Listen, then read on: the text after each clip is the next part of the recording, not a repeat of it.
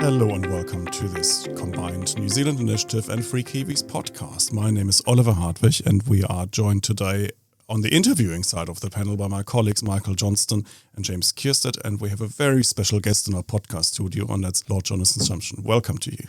I'm glad to be here. It's a privilege to have you on our podcast, and we want to talk about your advocacy for free speech. That's why you're here. You're a guest of the Free Speech Union, but we want to also draw lessons that go beyond free speech, talk about the state of the world, the state of Western democracy, of liberal democracy. But if I may, I would like to start with a reference back to your early career, because once upon a time you were involved in think tank land. I read in your Wikipedia entry, actually, that you were one of the first employees of the Center for Policy Studies. That was a think tank in London in the 1970s. Can you tell us about that? Well, I, at the time, was an academic historian at Oxford, and I had a part-time arrangement with Keith Joseph, who was one of the trustees of the Centre for Policy Studies. I did research for him on educational policy mainly.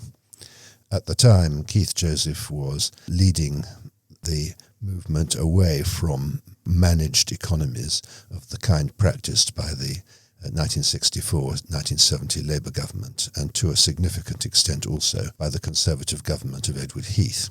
I was at the time a supporter of the Labour Party, as I have been periodically, but not always since then. And Keith Joseph obviously was a prominent figure in the Conservative Party, particularly prominent after their electoral defeats in 1974. It was an interesting moment, but my involvement in the Centre for Policy Studies was pretty marginal. Still, it was a time when people like Keith Joseph and Margaret Thatcher were leading the battle of ideas, yes, and the counter-revolution in British politics, which really went against decades of economic policy. That is true. And in a way, aren't we fighting a similar kind of battle of ideas these days, 50 years on? Well, there's a battle of ideas, but I wouldn't say it was similar. What makes it different? Well, we're not so much talking about the economy now. The debate in the 70s was about the role of government in economic management and planning. There was a movement, both in Britain and the United States, to reduce the role of government in economic life.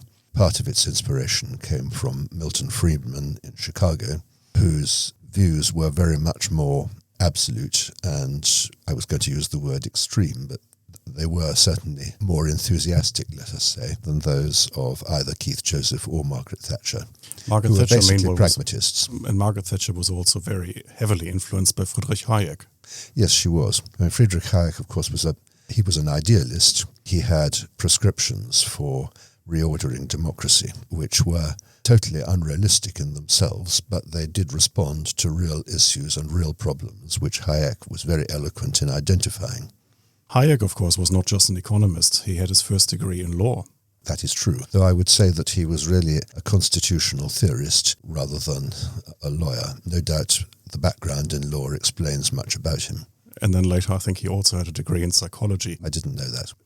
So the debates in the 70s obviously were heavily focused on the economy. Yes. With occasional discussions on individual liberty as well, especially from people like Hayek, because he took a broader view of society. Yes. Whereas today's debates have morphed into debates on culture.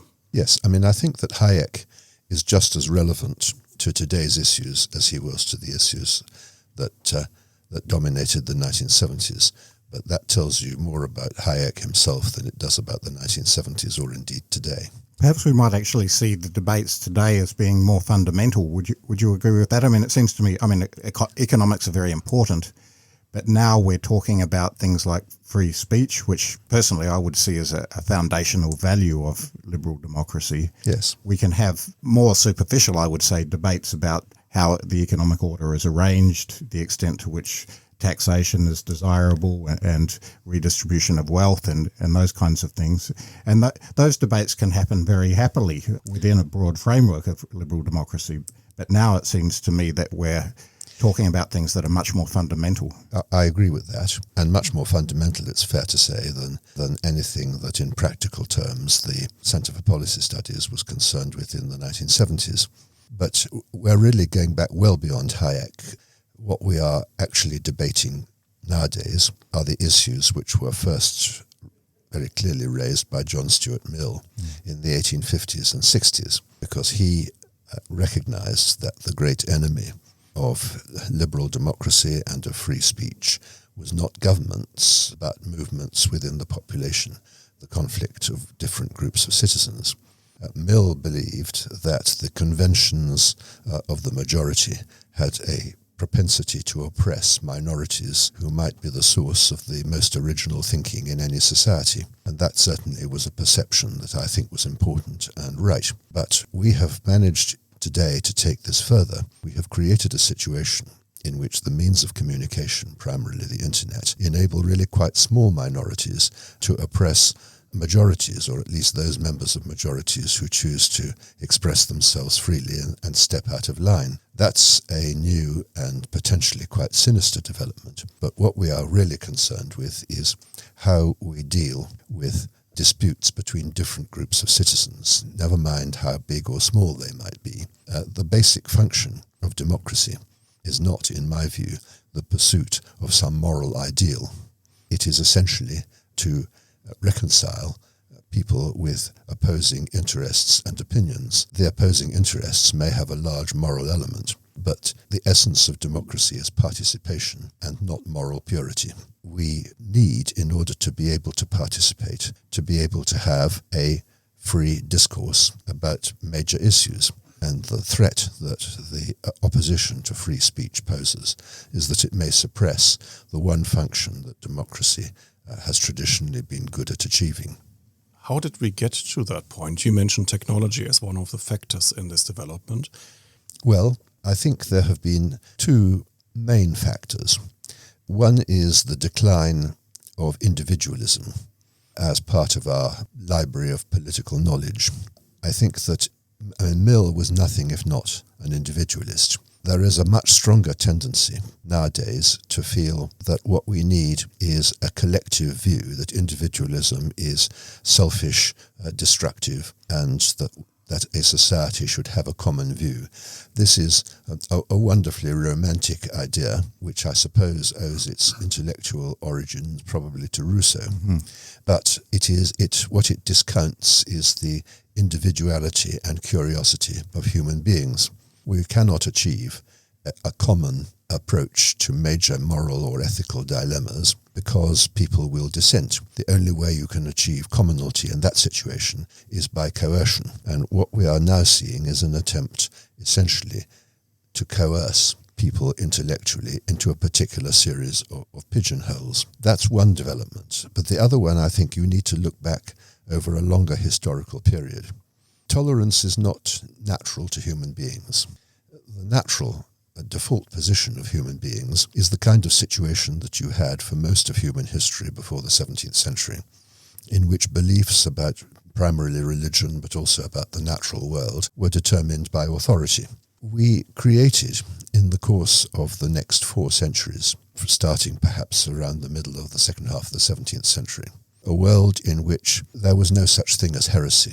There were views that were unconventional, like, for example, the view that the Earth moved round the sun and not the other way round, which people regarded as absurd and heretical at one stage. But we moved into a political culture in which you put up with error, or the possibility of error, because the process of challenging it was more likely to produce truth. And essentially, civilization's astonishing advance, both materially and intellectually, since the end of the 17th century, has been the result of a world in which anybody is free to produce a hypothesis, however shocking, which others are free to knock down. And the process of subjecting ideas to criticism has brought us closer to the truth. There is no absolute truth in the sense that all propositions of fact or opinion are provisional until something better comes along. But we've exhausted quite a number of topics, and it seems unlikely that something better is going to come along about, for instance, the movements of the Earth. I would like to ask a follow-up question, because your first point surprised me. You said that individualism was on the decline. At the same time, of course, we have a society that's probably more atomized than ever because of the technological possibilities, where no one has to watch one of 3 TV channels anymore, because there are millions out there that you can watch. People are actually finding their own little niches and bubbles into which they withdraw. So actually that's not the same as individualism. Yeah. I mean, you're absolutely right that society is atomized intellectually and in other ways. But that is perfectly consistent with a situation in which there is a collective disapproval of challenge to basic social assumptions, and some social assumptions that are not particularly basic and are not that widely shared, but which are conventionally not publicly denounced. You're, I think, drawing a confluence between the development of science and the development of liberal democracy, mentioning the work of Copernicus and Galileo, and in noting that that's an example which I choose simply because it's a dispute about fact rather than theory. Fact ought in principle to be less disputable because there is a truth out there, however hard it is to identify it.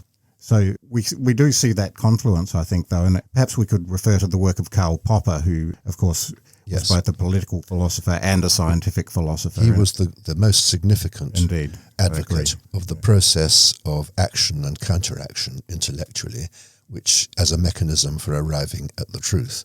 I mean, it's an idea that goes back to Newton, but it's an idea that was articulated much more fully in modern times by Karl Popper than anyone else. Indeed.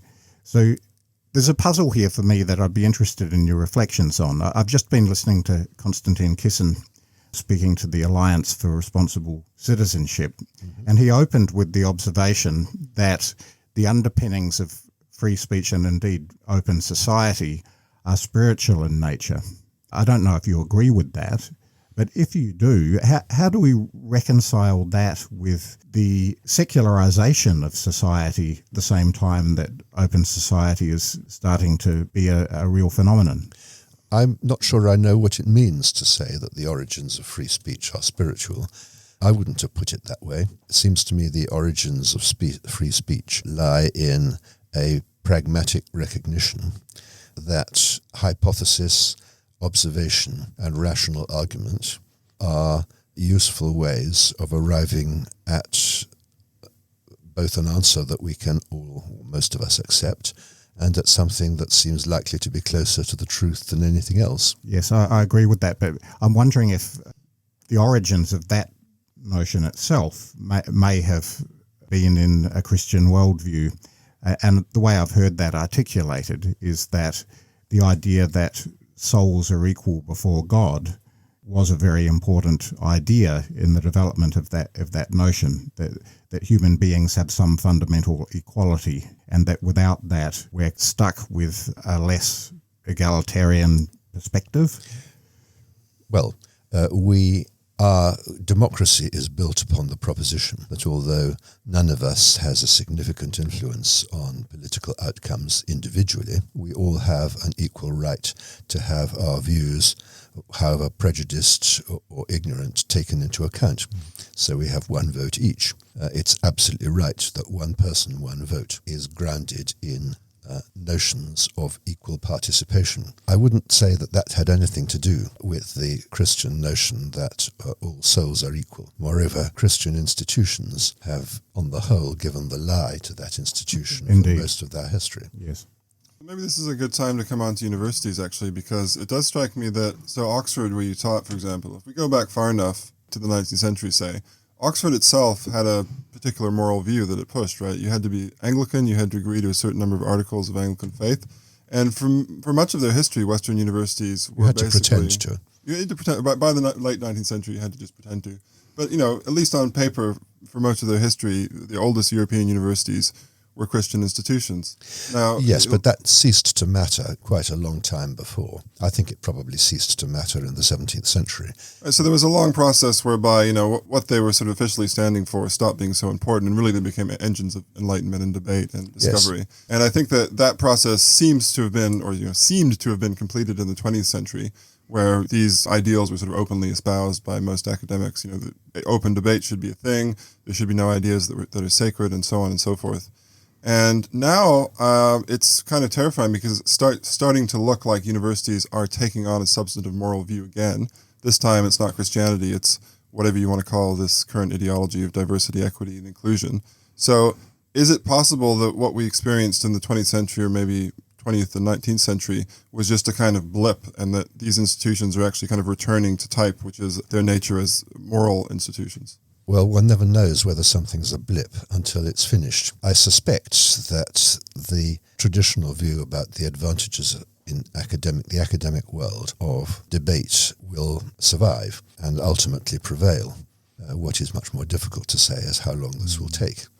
I think that there is a lot of irrational nonsense being spoken, particularly at Oxford, in relation to the so-called decolonization of the syllabus, a notion which is being applied not just to things like history, where one can see the argument whether one agrees with it or not, to areas like mathematics and information technology, the scientific aspect of it, where one can't even see the argument. One can read the words. But I mean, there is, in the websites of some of the Oxford faculties, there are extraordinary statements to the effect that objectivity and merit, for example, are purely Western constructs. Yes. I mean, this is, so far as it has an intellectual ancestor, it's a relatively recent one. It's the views of Michel Foucault and Jacques Derrida, and those who believed that there was no such thing as objective truth. There were simply views that emerged from different power structures. And that is absolutely critical to the modern persecution mentality, because if you believe that there is no objective truth, I mean, you can accept that it might be hard to identify objective truth, but we all, I think, have to accept that it exists somewhere out there. But if you believe that it doesn't exist out there at all, and that it's simply the product of existing power structures, then it is logical for you to say there is no point in engaging in debate. We have to break the power structures, and hence what you do is you endeavour to suppress alternative views. But the problem about all of these absolutist notions is that they do not actually cater for the problem of dissent. Squashing dissent doesn't mean to say that there is none. It simply means to say that it's not. It simply means that it's not being heard. You therefore need some process by which you can determine which of two inconsistent views, or maybe 3 inconsistent views, is most likely to be true. Free speech, coupled with informed debate and rational argument under ground rules which prevent cheating or evasion, is, as a matter of pragmatic experience, has been found to be the best way of doing that. But of course, if you're not looking for truth, but you're simply looking to control the power structures that determine what people believe to be true, then you dispense with all that. I would contend that actually nobody believes that there's no such thing as truth. And people say so. I think they demonstrate it in the way that they live when they trust technology, which is constructed from the findings of science, and they have a great deal of faith in the idea that there's an absolute truth when they do so. So But this is a reason for rejecting their view. Unfortunately, I agree, it's not a reason for which has led them to depart from it. No, but I think that it seems to me anyway that it is actually a quest for power behind that, rather than an actual rejection of the idea of truth. And I think I think you've got to distinguish between arguments against that proposition and analysis of what the proposition is. I think that they do reject truth. I would agree with you that they reject truth for reasons which are inconsistent with their own behavior in some respects.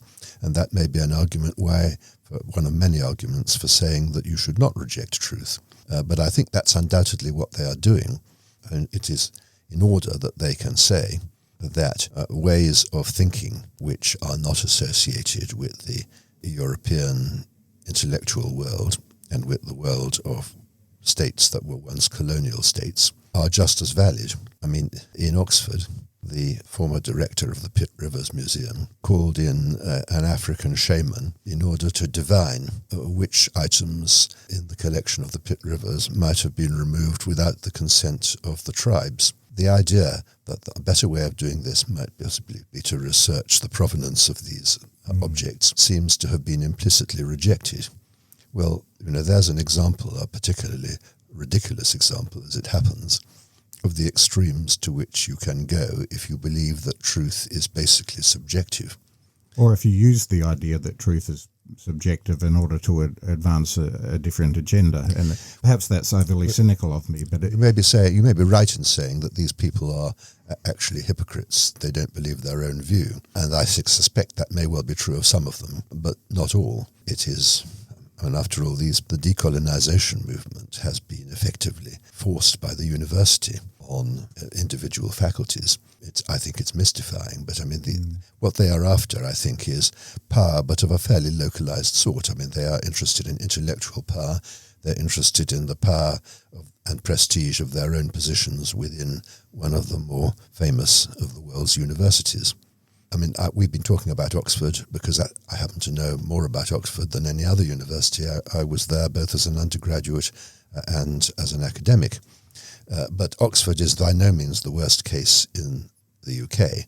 I would say that Cambridge has gone further down this route than Oxford, and lesser universities have gone further still. I would also say that the UK generally has gone less far down this route than, for example, the United States, where the culture of dismissal and disciplinary action against people who have unfashionable views has reached really quite alarming proportions. Well, what do you think? I mean, you've only been here a brief time, but what's your impression vis-a-vis New Zealand? How far along this path have we gone? I don't know. I don't know enough about New Zealand universities. I am told, but I haven't looked into it myself, that the principal New Zealand universities are taking steps to try and correct the position, but I do not know whether that is true or how far they've got.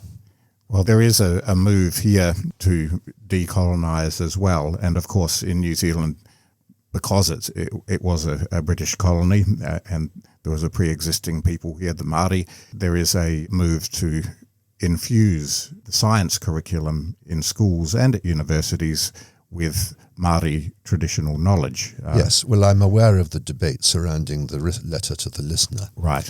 By the 7 scientists, including 3 members of the New Zealand Royal Society, who had to face the prospect of disciplinary proceedings.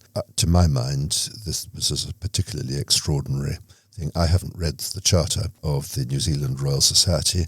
I'm aware that they say that they are bound to investigate any complaint, and by implication any complaint, however absurd. But I did think that it was extremely odd to alter the syllabus in a way that sought to produce equivalence between Maori ways of knowing and empirical science. I think Richard Dawkins, who came to New Zealand and delivered a number of lectures and has also lectured on this general subject in England, has made an unanswerable case. It's not a difficult case to make, but he has made it particularly eloquently. It is absolutely true that observation coupled with empirical testing is the only way of producing a body of knowledge which is verifiable. A body of knowledge which is not verifiable is not useful. It is also right to point out that knowledge is universal. Certainly knowledge of the natural world is universal. If the world goes round the sun in England, and it does the same thing in New Zealand. The idea, therefore, that the historical origins of particular discoveries in some way brand items of knowledge as being of diminished value to the rest of the world is a very strange one. The problem about Maori ways of knowledge is that some of them are not capable of empirical verification. And in any event, something cannot be true for Maoris in New Zealand and yet untrue for Frenchmen in France. You know, this is all pretty obvious. The way that event played out actually in some ways gave me some hope because it was terribly unpleasant for the people involved, of course, and terribly unfair to them. But there was a self-correction. Yes. Within the Royal Society, there was a rebellion led by Professor Gavin Martin, who's a mathematician, and he circulated a petition that was signed by a great many of the fellows, and he reported that many of those who didn't sign didn't do so because they were scared rather than because they disagreed. Yeah. However, with the intervention of people like Richard Dawkins and Jerry Coyne, the international scientists, the investigation was called off. Yes. And I think over time the issue has become easier to talk about. It's still contentious for sure, as things perhaps should be in a democracy, but I think there is... but it's contentious for sociological rather I than agree. scientific reasons. I mean, I think I'm completely with you on that, and I think that it's in many ways a classic silly illustration of the value of free speech. Yeah. What you've got here is an implicit statement in the project for revising the syllabus, which is challenged, and there is the usual shock and horror and more or less artificial dismay expressed, followed by a debate from which something approaching a consensus emerges. I mean, that is the way that civilized societies ought to resolve their differences. Now, it may still be true that we should treat ethnic minorities such as the Maoris in ways that respect their own traditions, but we do that for social, political reasons. We do that as a matter of ethnography. We do not do it as a contribution to universal science. Right. I would like to return to the earlier question, how did we get there? You gave us a few answers already. Mm-hmm. You mentioned Foucault, you mentioned Derrida. We could probably include the Frankfurt School, the march through the institutions, which is probably now being completed. But there's another factor in all of this, and that is actually the end of the Cold War, the Francis Fukuyama moment of the end of history, where we thought liberal democracy had won, and where suddenly the competition of the systems, at least for a brief moment, appeared to disappear. Is that one of the factors that has led us to a state of being unaware of the challenges to free speech, because we now took them for granted because we had obviously won? I just want to I think it may explain the complacency, but not Yes. the facts about which we're complacent. Sure. Just want to mention I hide it very well with my accent, but I'm originally from Germany, Yes. West Germany. And we had a saying at the time of the Cold War when someone came up with really crazy leftist ideas, socialist ideas in West Germany. The saying was, well, dann geh doch nach drüben. Then just go over there if you really prefer that. And of course, nobody wanted to cross that border to the east. But there is no over there anymore, or at least there was no over there anymore for a while, and therefore you couldn't actually discipline your own thinking by saying, actually, is that the alternative you really want? Well, there is an over there if you look at it in a longer time perspective, because these things are cyclical. I think that there is a tendency at the moment to retreat into a form of intellectual and in some cases political authoritarianism. This will naturally be corrected when we get there and find that we've arrived in a place that we find is rather disagreeable. Now, of course, some autocratic regimes have the means of holding on to power by coercion even after they've been found out, and that's a very dangerous state of affairs. It is quite obviously what happened in Soviet Russia and over a shorter time period in Nazi Germany. But provided that we retain the institutional possibilities of having a different view tomorrow to the one that we had today, this should correct itself. What we can't say, or at least what I can't say, is how long this will take. How soon.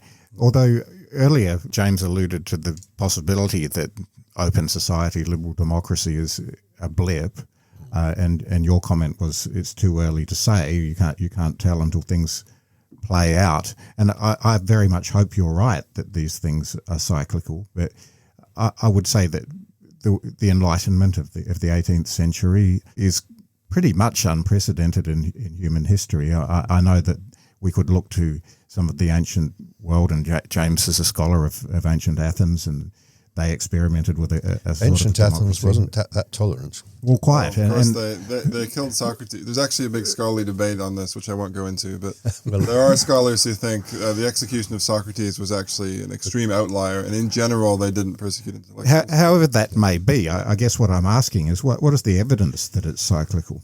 There's no evidence that it's cyclical, because what I'm suggesting is that this is likely to happen in future, and by definition we have no evidence about the future. Right. We can only speculate.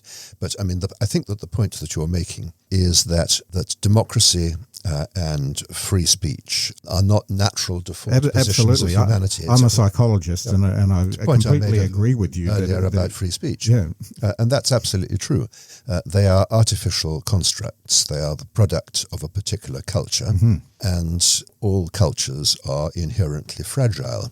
Sufficient dissent from them, even if it's wholly irrational, may be enough to destroy them. I think that what has happened historically is, I mean, you're absolutely right to point to the Enlightenment as a critical moment. I mean, I would start the clock possibly in the middle of the 17th century, because I think that the origins of the scientific method, and which is not confined to science, obviously, lie a little earlier than what we classically think of as the Enlightenment. But the interesting thing is this was essentially an intellectual and political elite who were behind these changes in human culture, at least in Europe. And the interesting thing is, how did it come about that for a time the assumptions and outlook of an intellectual elite were communicated to and by and large accepted by a much larger political class and a much larger academic class with the democratization of most Western societies in the course of the 19th century?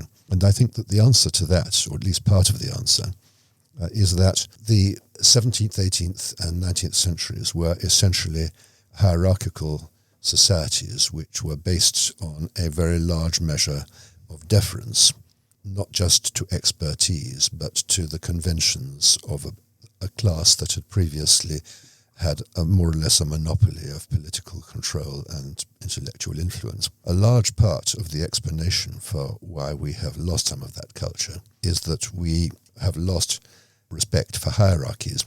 Now, I don't think it's realistic or sensible to suggest that we must go back to an age of intellectual or political deference. But what I do think we need to do is to find some substitute for it, which will enable us to have the advantages of insights which were born in a very elitist society and apply it to a society that rejects elites, or at least sometimes does. A partial substitute for that would be respect for the truth. Indeed, hence free speech. Well, can I put a counterpoint to that? Because you said before that what's happening now is actually the domination of the majority by a minority.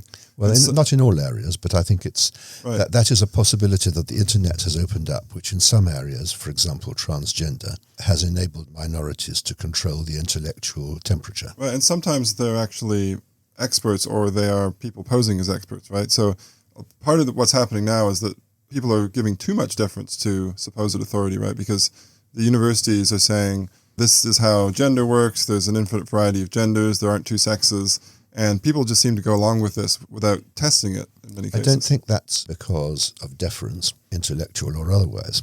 I think that it is because, in many cases, they don't accept it, but they do accept that they've got to pretend to accept it. I mean, there's a rather startling series of statistics in Kevorkian's latest book on the cancelling of the American mind, in which quite extensive polling evidence suggests that more than 80% of students in American universities feel that they are required to pay obeisance to views that they don't actually accept, because the alternative is a degree of ostracism which would do their careers no good. So what we're looking at is something that's coercive rather than intellectual. It is happening in wider society too. So just a couple of days ago in your seat, I had Bill English, our former Prime Minister, for another conversation. And Bill is currently very much engaged in Australia, sits on a number of Australian boards. We talked about the Australian voice referendum. You may have heard about. I do know about that. Yes, and Bill said he just had conversations with his Australian peers and said it was remarkable. One of them said in all the conversations on The Voice with fellow Australians, he'd never come across anyone voting against it, and yet 61% did in That's the end. because we choose our friends among those who agree with us. And you moderate what you say. Yeah, I think that I noticed exactly the same, but without the moderation, in relation to the debate about Brexit in the United Kingdom. My daughter worked in Washington for 8 years, I think. Anyway, she once told me that in the whole of that time she didn't think she'd ever actually knowingly met a Republican. But there are plenty of them around, as we can see from the voting figures. I mean, there's a growing tribalization of the way in which we socialize. It's a milder version of the problem of the social media. We don't like to associate with people who don't agree with us. That's a problem. Bill English was a bit more optimistic. He said, even though we moderate what we say because we've kind of perceive what opinions are acceptable these days, there comes a point when people just say enough is enough and it breaks out. Well, the Voice referendum was a particularly interesting example because the polls suggested a high degree of support for it at the beginning, which then fell away in the course of argument. Now that happened because people were standing up to say this is nonsense, this is impractical, or this is racist, or a number of other arguments against it. I mean, it is like many of these things. It is comforting to feel that one is doing something for aggrieved minorities. And it's only when you actually think seriously about the mechanics and the implications that you may say, well, it may be comforting, but there are more important considerations pointing the other way. The voice referendum was a good example of the way in which free speech can moderate initial instincts so as to produce a different answer that people will, on the whole, accept, as I have no doubt they will. But although there was a fashionable view to express and an unfashionable one, actually both views were pretty thoroughly aired in the course of that referendum campaign. And people did change their mind, and I'd be surprised if they only expressed their different view in the privacy of the polling booth. I wonder if part of that is actually a pushing back against a perceived elite. Perhaps similarly to Brexit, there was a political class who were pushing the idea of a yes vote for the voice pretty strongly and a no vote for Brexit pretty strongly. And then, as you alluded before, on American campuses, lots of people are feeling as if they can't express their true perspectives without opprobrium or ostracization. And yet when it comes to actually in a polling place, they're anonymous and they can express their true view. And some of that may be a resentment or as I say, a pushing back against an elite who they feel are trying to control them. Yes, I think there is something of that, and I would accept that there are some analogies with the Brexit debate in the UK. The Brexit debate in the UK, I think, raises a different issue which has implications well beyond that particular argument, which is the role that economic misfortune or economic decline, relative or absolute, has on the formation of opinion. I'm sure that one of the reasons why the intellectual coercion that we've been talking about comes primarily from the young is the disappointment of entrenched economic expectations, which is always a dangerous moment in the life of any liberal democracy. Especially around housing. Yes, well, housing is I don't know about New Zealand, but it's a big issue in the United Kingdom. But I mean, for reasons that in some ways are peculiar to the United Kingdom, the Conservative Party's electoral demographic is very much based on older people with their houses already. The NIMBY vote is important to the Conservatives, less so to others, and it's one reason why they have not built significant numbers of houses and instead engaged in a variety of skin-deep measures which only basically pour government money into the housing market and make matters worse. I mean, this is a peculiar folly of British politics. I couldn't agree more. That was my first project in British think tank land, and it hasn't changed in the last 20 years. No, it hasn't. I mean, it's a really serious problem, and I think that in many respects in the UK, but to some extent in other countries as well, the young get a raw deal. We have moved relatively recently from a government-financed university fee system to a system which is inherently destructive of the university's finances because it requires them to provide an education for much less than it costs to do it. At the same time, we have loaded up a whole generation with debt. You would now leave university with debts of £50,000 or £60,000. You would then end up having to pay that back, and if you look, provided that you earn more than, I think it's 24,000 threshold. If you then look at what they're paying in what is effectively taxation, they're paying a marginal rate of up to 60%. I mean, this is a profoundly shocking state of affairs. And when coupled with the fact that the entire benefits system, which is the largest call on government finance, is angled towards older people, and you can see that the finances of the state, the policies of the state are very much adverse to the interests of younger people. It's a cliche to say that the current generation of younger people are the first generation which can no longer look forward to a standard of living better than that of their parents. But it's difficult for people of our age to, certainly of my age, to comprehend how depressing this has got to be for a whole generation. And I'm sure that that is one of the reasons for the loss of faith in democracy.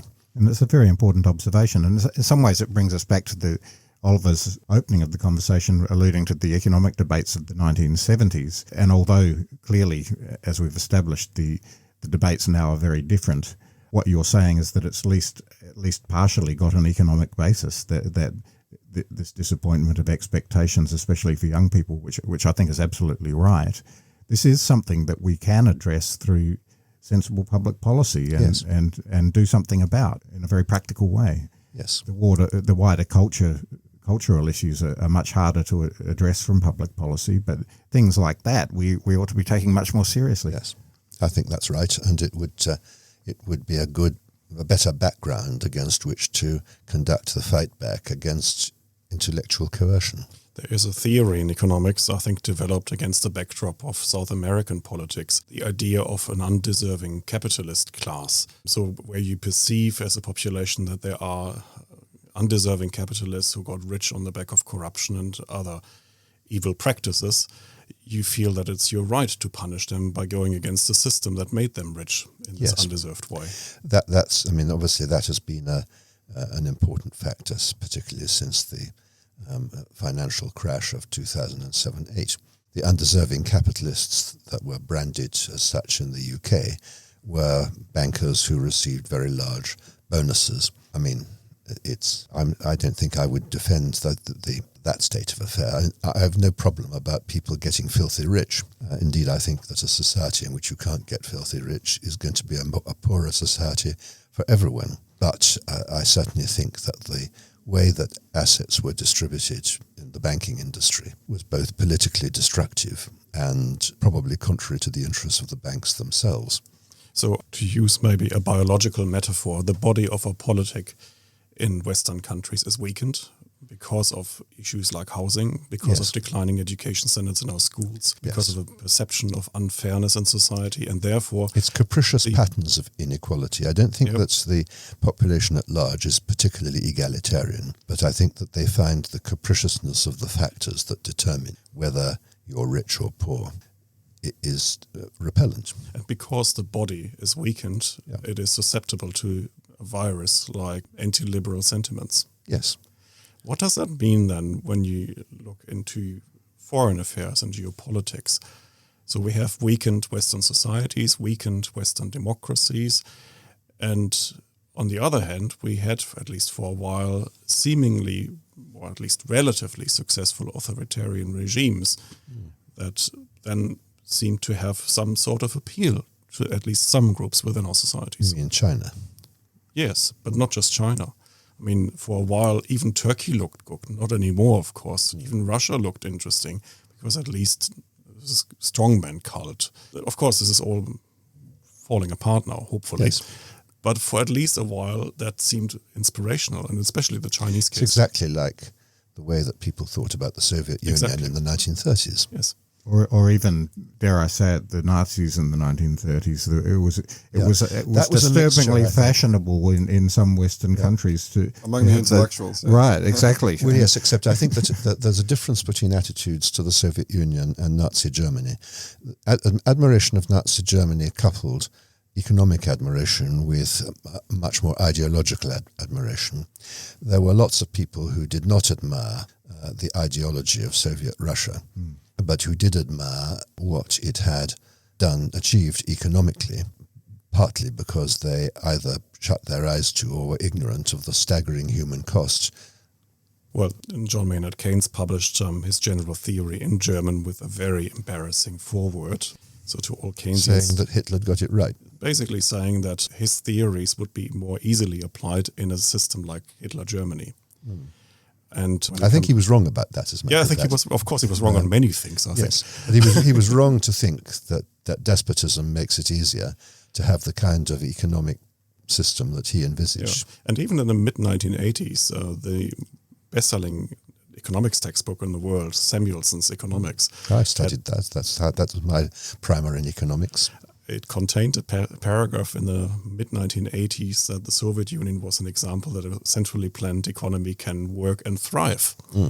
Back then, I think in the mid-80s, it was pretty obvious to people other than Samuelson that it wasn't true, but nevertheless. I think it probably can thrive, but it requires empathy and talent on the part of the rulers, which is a very rare commodity. I would disagree. Actually, I think it can only thrive at about the level of the family. I think beyond where you have that degree of affiliation. I think we had the socialist calculation debate. It's never succeeded, yeah, because it doesn't go with the human material that it's supposed to work with. But theoretically, you could have an extraordinarily wise system of government. You don't encounter it very often. I mean, it's sometimes suggested. What you still don't have is a functioning price system. I quite agree with that. But what you can have is a highly authoritarian system which defends the classic price mechanism against its many enemies. Singapore may be a good example of that. Back to the current geopolitical discussion. Where does Western society and Western democracy stand? Does it have a chance to reassert itself, to reinvent itself, and to convince its people that it's more attractive than the alternatives out there? I think it will always succeed in intellectually convincing some people. I don't know whether it will succeed in intellectually convincing enough people. What I think is much more likely is that the basic framework of decision-making will survive, and therefore the possibility of retreating from current notions when we arrive at a destination which we suddenly discover, for reasons we should have realized years before, is rather unpleasant. That possibility still exists. And that is the reason why I had started the conversation with a reference back to the days of the Center for Policy Studies, Margaret Thatcher and Keith Joseph. Because I would like to know from you what lessons you have learned or Britain learned at the time, which would be applicable to our situation today. Well, I think Margaret Thatcher was a good example of a pretty authoritarian spirit who used her authority to defend, for example, free markets. She also used it to impose some particular social views that other people wouldn't accept, for example, on homosexuality and its place in the educational system. But Margaret Thatcher was basically a control freak. She broke up alternative sources of authority. She subordinated local authorities. She took her hammer and sickle to the professions on the ground that they were basically stick-in-the-mud institutions that were resisting, more by instinct than intellectual decision, the revolution that she wanted to bring about. So, I mean, Margaret Thatcher did some things that were extremely good for the United Kingdom and put its economy back on a more or less even keel. And we are still enjoying some of the benefits of that. But we shouldn't pretend that she was a classical liberal.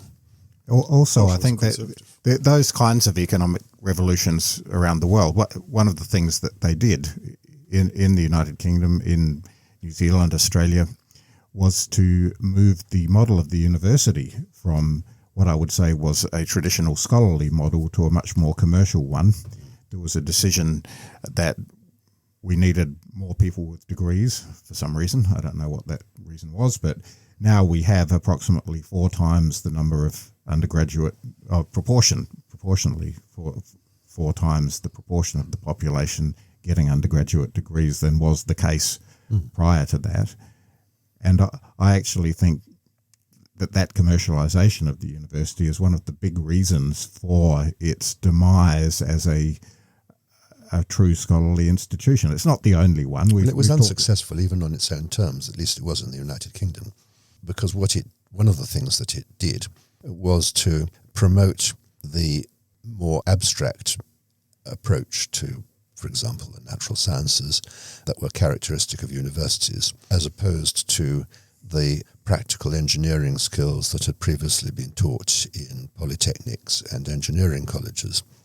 One of the United Kingdom's problems is that it has a great deal of brilliance and an insufficiency of competence. And the university tertiary education sector, which is too heavily angled towards universities, is one contributor to that.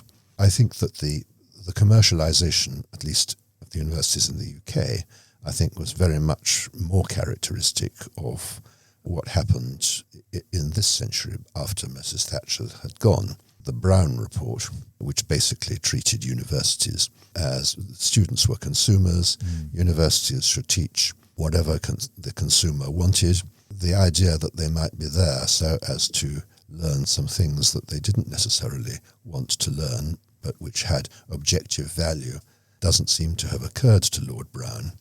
I mean, he wasn't the sole cause of what has happened, but he was very characteristic of a particular attitude of mind. I think that there's nothing wrong in principle with the notion that public funding of universities should be concentrated, for example, on the natural sciences and on things that can be seen to produce economic benefits, leaving private funding to sponsor things like history, classics, and so on. That is, for practical purposes, the US model, where the scientific departments of major American universities are in practice funded largely through government programs. But they produce fantastic work on the arts as well, but on the basis of their endowment and of donations. I think this is a perfectly viable model, and I think it's nothing to do with the problems that universities currently have about politically correct approaches, the notion that you start with the result, you start with the answer and work backwards. I mean, one of the problems can be that the students are quite radical That's right. at the moment in their views, and it's very difficult for the universities to push back against the students because, well, basically the idea that the customer is always right. You don't want to alienate your customer base by standing up to them. I mean, students have always been radical. They're radical about different things now, and they're radical about things that have a bigger potential for damage. Right, but perhaps the difference is that, as James says, the scholars themselves are too readily on board with every fashionable view that comes through the students, and they don't have any more, it would seem to me, and this is from direct experience, the intellectual backbone to use a disciplinary approach to pushing back and actually educating the students, as you say, in things that they might not want to hear or didn't think they wanted to learn. Yes. Well, clearly there has been a lot of that, whether it's the influence of the students or self-generated by the academics is a more difficult question. So maybe this might be one of our last questions, but this whole problem we're facing now, this new ideology, why is it so bad in the English-speaking world? Because I grew up in Canada and England listening to good people like you saying what at the time seemed obvious truths about the fundamental values of our society. I grew up reading John Stuart Mill. And now it seems like this has been inverted in such a way that the English-speaking countries are in the lead in this illiberal movement. So how do we turn that around? We're only going to turn it around by bringing about a fundamental cultural change of the sort that the kind of debate we've been having over the last hour is designed to produce. We're not going to do that single-handed, but there are other people in the field as well. Why is the Anglosphere in the lead? In fact, there are countries like France where there's very, very little of the kind of problem that we're talking about. I think it's partly because the universities have a more prominent place in the intellectual and political life of Anglosphere countries than they do in most European countries, certainly. I mean, the universities, as opposed to specialized tertiary education institutions, actually have a very limited and not particularly useful role in France, where the standard of teaching is actually not very impressive, and they do not have the prestige that universities have in the Anglosphere. The position in Germany is somewhere halfway between the Anglosphere position and France. That, I think, is one reason. It's the particular significance of universities in the English-speaking world. I also think that there has always been a bigger authoritarian element in the intellectual life of many continental countries. Again, I think France is the best example of this, which has, in a sense, made alternative forms of authoritarianism unnecessary. But it's a very complicated subject, and those two factors, I think, probably do no more than scratch the surface. I wonder as well if it's because of a common language, a contagion from the United States, which seems to have driven a lot of these ideas. I mean, I know that the philosophical foundations are actually French philosophers, and as but the odd thing is, Derrida and Foucault have never had any influence in France. No, that's right. They've only prevailed intellectually in places like the United States. And that's what I'm saying. That's what gave it a head of steam, and they do seem to have led the charge on this culture war business, and seem to be more polarized than any other country now, and perhaps the United Kingdom, Australia, New Zealand, and Canada, because by dint of a common language, are more susceptible to contagion. Yeah, I think there's a lot in that. Although English is increasingly becoming, even in linguistically nationalist countries like France, is the language of intellectual discourse everywhere. I mean, there are countries which are effectively English-speaking countries, like the Netherlands, which have not experienced the problems that we have in the UK and in the United States. So there's obviously more to it than just language, but I would agree that contagion is much easier if you speak the same language. As it happens, Michel Foucault spent quite a lot of his time in the United States and spoke perfect English. As we arrive at the end of our conversation, which I enjoyed very much, and thank you once again for joining us, I think we should end on an optimistic note. So the question to you is actually, what is the greatest source of optimism for you? I have become less and less optimistic over the years. I think that the process of action and reaction will eventually produce a move the other way. The reason why I find it hard to describe that as optimism is that I do not know how long it will take. It might be quite a long time. In which case, we can only conclude the conversation by wishing that at least on that one you're wrong, and it will come sooner. I would love to be wrong. Wonderful. Thank you very much, Lord Sumption.